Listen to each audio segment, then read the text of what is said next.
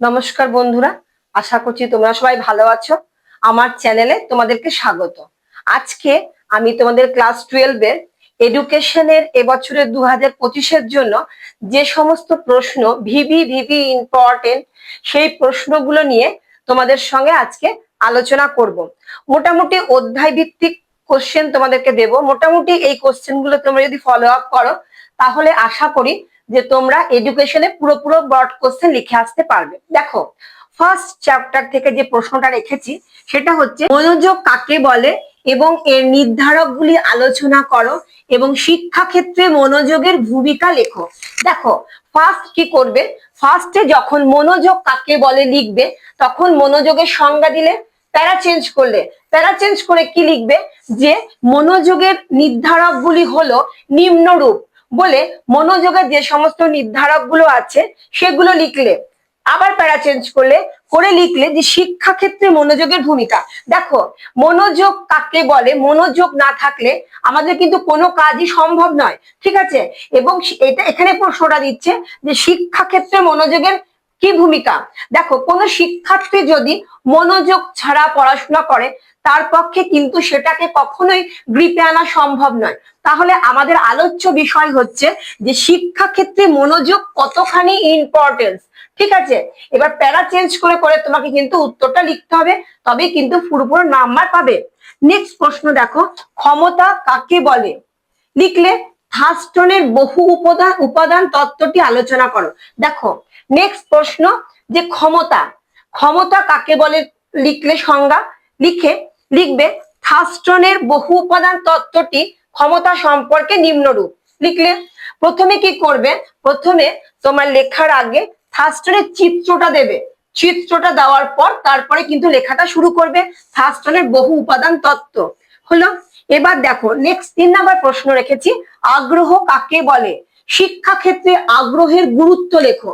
দেখো কি করবে, তাহলে আগ্রহ কাকে বলে আমরা কি জানি, কোনো বিষয় তোমার যদি ইন্টারেস্ট থাকে তবেই কিন্তু তুমি সেই জিনিসটা শিখতে পারবে, জোর করে কিন্তু কোনো জিনিস করানো যাবে না। তাহলে আগ্রহ কাকে বলে লিখলে যে শিক্ষাক্ষেত্রে আগ্রহের ভূমিকা। শিক্ষাক্ষেত্রে আগ্রহ কি, আমার যে সাবজেক্টটা পড়তে ভালো লাগছে তোমার কিন্তু সেই সাবজেক্টটা, যে সাবজেক্ট সম্পর্কে তোমার আগ্রহ আছে এবং সেই সাবজেক্টটা কিন্তু তোমার পড়তে ভালো লাগবে। এবং যে কোনো বিষয় বলো, পড়াশোনা, নাচ, গান, ছবি, যাই ভালো, যে তার আগ্রহ না থাকলে কিন্তু কিছু সম্ভব নয়। তাহলে আমাদের এখানে আলোচ্য প্রশ্ন হচ্ছে যে শিক্ষাক্ষেত্রে আগ্রহ কতটা ইম্পর্টেন্স, ঠিক আছে। 4 নম্বর প্রশ্ন হচ্ছে সাধারণ এবং মানসিক ক্ষমতা কাকে বলে। দেখো, সাধারণ ক্ষমতা যেগুলো আমি অর্জিত করেছি, আমার সাধারণ ক্ষমতা এবং মানসিক ক্ষমতা, আমি এটা পারবো না কিন্তু আমি আমার মানসিক বলে আমি এই কাজটা করছি, এইটাই হচ্ছে সাধারণ এবং মানসিক ক্ষমতার মধ্যে পার্থক্য, ঠিক আছে। দেখো, এবার স্পিয়ারম্যানের দ্বি উপাদান তত্ত্বটি আলোচনা করো। দেখো, এবার কি করছে, সাধারণ এবং মানসিক ক্ষমতা যখন লিখবে তখন কিন্তু সাধারণ ক্ষমতা কাকে বলে লিখে নিয়ে একটা এক্সাম্পল দিয়ে দেবে। নেক্সট আবার কি করবে, মানসিক ক্ষমতা কাকে বলে লিখলে সংজ্ঞা এবং একটা এক্সাম্পল দিলে হয়ে গেল এতটি উত্তর। এবার কি ধরবে, স্পিয়ারম্যানের দ্বি উপাদান তত্ত্বটি আলোচনা করো। স্পিয়ারম্যানের ক্ষেত্রেও তাই, স্পিয়ারম্যানের ক্ষেত্রেও কিন্তু আগে চিত্র তারপরে দ্বি উপাদান তত্ত্বটি লিখবে। এবার নেক্সট প্রশ্ন দেখো, সাধারণ এবং মানসিক ক্ষমতা এবং বিশেষ মানসিক ক্ষমতার মধ্যে পার্থক্য। তোমরা জানো যে পার্থক্য লিখতে গেলে কিন্তু আগে সংজ্ঞা দিতে হবে। কি করবে, সাধারণ মানসিক ক্ষমতা কাকে বলে লিখলে এবং বিশেষ মানসিক ক্ষমতা কাকে বলে লিখলে। এখানে কিন্তু সাধারণ মানসিক ক্ষমতা এবং বিশেষ মানসিক ক্ষমতা কিন্তু সংজ্ঞা চাওয়া হয়নি, কিন্তু আমরা জানি যে পার্থক্যতে ভালো নাম্বার পেতে গেলে অতি অবশ্যই সংজ্ঞাটাকে প্রথমে দিতে হবে। তারপরে সাধারণ মানসিক ক্ষমতা এবং বিশেষ মানসিক ক্ষমতার মধ্যে যখন পার্থক্য যদি বলে যে সাধারণ ক্ষমতা এবং বিশেষ মানসিক ক্ষমতার মধ্যে 5টা পার্থক্য লেখো। দেখো, যটা পার্থক্য বলবে তার থেকে কিন্তু সবসময় 2টো পার্থক্য এক্সট্রা লিখবে এবং কি করবে, লাস্টে উদাহরণ এক্সাম্পল হিসেবে সাধারণ বিশেষ মানসিক ক্ষমতার উদাহরণ দেবে এবং বিশেষ মানসিক ক্ষমতার উদাহরণ দিলে। নেক্সট দেখো, পরিণমন কাকে বলে শিক্ষাক্ষেত্রে পরিণমনের ভূমিকা লেখো। এই প্রশ্নটা ভিভি ইম্পর্টেন্ট, পরিণমন। এবার পরিণমন কাকে বলে লিখলে সংজ্ঞা এবং শিক্ষাক্ষেত্রে যখন তুমি শিক্ষাক্ষেত্রে যে প্রশ্নটা তুমি ধরবে যে শিক্ষাক্ষেত্রে পরিণমনের ভূমিকা কি, দেখো তুমি যখন এর প্রশ্নটা যখন ধরবে তাহলে পরিণমন কাকে বলে লিখলে এবং শিক্ষাক্ষেত্রে পরিণমনের ভূমিকা লিখলে, লেখা হয়ে গেল। লেখার পর উপসংহার কিন্তু অতি অবশ্যই মাস্ট। এবার উপসংহার না দিলে কিন্তু এই প্রশ্নটা ইনকমপ্লিট থেকে যাবে। ফার্স্ট চ্যাপ্টার থেকে এই কটা কোশ্চেন যদি করো মোটামুটি ফার্স্ট চ্যাপ্টার কমপ্লিট। দেখো দ্বিতীয় অধ্যায় শিখনের কৌশল হিসেবে স্কিনার বক্স কি লিখলে, শিখনের কৌশল যে দ্বিতীয় চ্যাপ্টার আমরা কি জানি যে শিখনের কৌশল হিসেবে স্কিনার বক্সের যে উদাহরণটা আছে সেটাকে পুরো ব্যাখ্যা করতে হবে। তাহলে স্কিনার বক্স কি, তাহলে স্কিনার বক্স কাকে বলে প্রথমে সংজ্ঞা লিখলে এবং সংক্ষেপে স্কিনার বক্সের পরীক্ষাটা দেখাও। দেখো এখানেও কিন্তু স্কিনার বক্সের যখন পরীক্ষাটা দেখাবে তখনও কিন্তু চিত্র দিয়ে স্কিনার বক্সের পরীক্ষাটা দেখাবে, ঠিক আছে। নেক্সট প্রশ্ন দেখো, সক্রিয় অনুবর্তনের বৈশিষ্ট্য লেখো।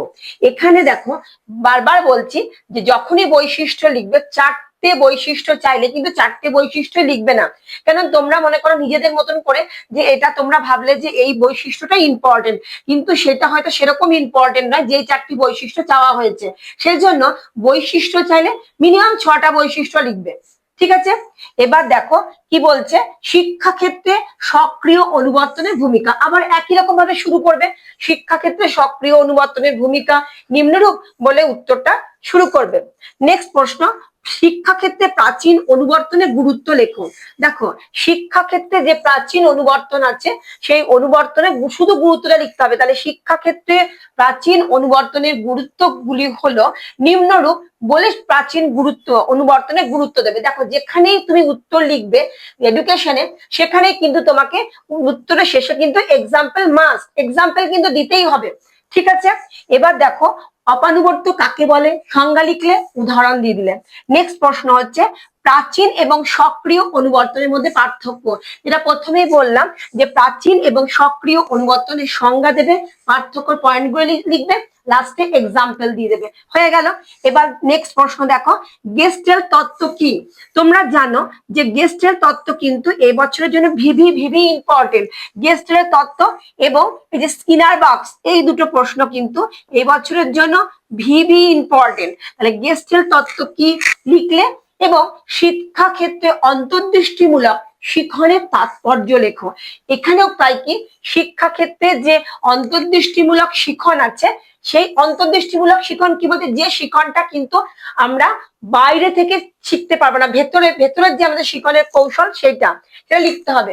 এবার দ্বিতীয় অধ্যায় এই প্রশ্নগুলো মোটামুটি করলে তোমাদের দেখো তৃতীয় অধ্যায় থেকে কি আসবে, তৃতীয় অধ্যায় থেকে কোনো লেখা প্রশ্ন এখানে আসে না। এখানে কি আসে তৃতীয় অধ্যায় থেকে, এখানে ম্যাথ আছে, মিন এবং মিডিয়ান মোড এই দুটো যে ম্যাথের পদ্ধতি আছে সেই পদ্ধতি থেকে কিন্তু এখানে আসবে। এখান থেকে আরেকটা কোশ্চেন করতে হবে, মিন এবং মিডিয়ান মোডে সুবিধা এবং অসুবিধা লেখো। দেখো তোমাদের আমি এডুকেশনের প্রথম দ্বিতীয় এবং তৃতীয় অধ্যায় কোশ্চেন গুলো নিয়ে আলোচনা করলাম। যদি এই তিনটে অধ্যায় কোশ্চেন সম্পর্কে তোমাদের কিছু ডাউট থাকে তাহলে আমাকে তোমরা কমেন্ট বক্সে লেখো, নেক্সট ভিডিওতে আমি সেই কোশ্চেন গুলো আলোচনা করব। যদি আমার পড়ানো তোমাদের ভালো লেগে থাকে তাহলে প্লিজ একটা লাইক করো এবং যারা নতুন বন্ধু তারা আমার চ্যানেলটিকে সাবস্ক্রাইব করে দিও। আবার দেখা হচ্ছে নেক্সট ভিডিওতে।